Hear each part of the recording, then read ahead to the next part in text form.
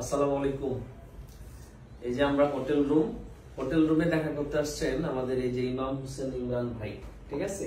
আমাদের ফেসবুকের আমাদের পেজের আর কি খুব পরিচিত একটা মুখ।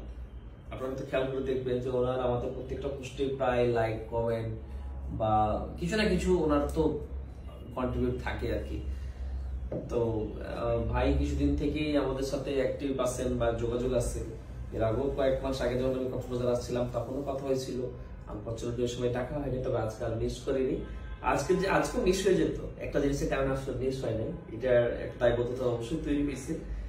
উনি স্যামসাং এর এই ফ্লিপ 3টা নিতে চাইছিলেন, যে এটা যদি হয় সমস্যা হয় আপনার, তাহলে আমার জন্য নিয়ে এসেছেন। তা আমরা এটা ওনার জন্য নিয়ে আসছি। জানি না আসলে এখন কেমন হবে, আশা করা যায় যে ভালো হওয়ার কথা। কষ্ট করে অফিস থেকে এমন হয় না যে ভাই আমি নিচে আছি বা ওইখানে আছে, আপনি আসেন। ওনার প্রশ্ন এরকম, আপনি কোথায় আছেন, কত নম্বর রুমে আছেন, কয় তলায় আছেন, আমি আসতেছি। এই যে দেখেন আপাতমস্তক একজন ভদ্রলোক চলে আসছেন। ইমাম ভাই কেমন আছেন? জি আলহামদুলিল্লাহ ভালো আছি। আপনাকে কি ইমাম নাকি ডাকে না ইমরান নামে? ইমাম। আচ্ছা, আমি নিজের থেকে ধারণা করলাম যে তার কখনো কথা হয়নি। স্মার্ট থিং যখন আপনি প্রথম দেখছিলেন, এর আগে আপনার এক পরিচিত মোবাইল কিনছে, আপনি কিভাবে আমাদের সাথে যুক্ত হলেন? আমি যদিও অনেক মোবাইল শপের সাথে পরিচিত আছে আমার, এর আগেও বসুন্ধরা থেকে বা যমুনা থেকে আমার অনেক কেনাকাটা হয়েছে। আমার ব্যক্তিগত কারণে এবং আমার বন্ধু বান্ধবের জন্য কিনেছি। হুট করে একদিন আজকে থেকে প্রায় 2 বছর আগে স্মার্ট থিং এর সাথে পরিচয় আর কি।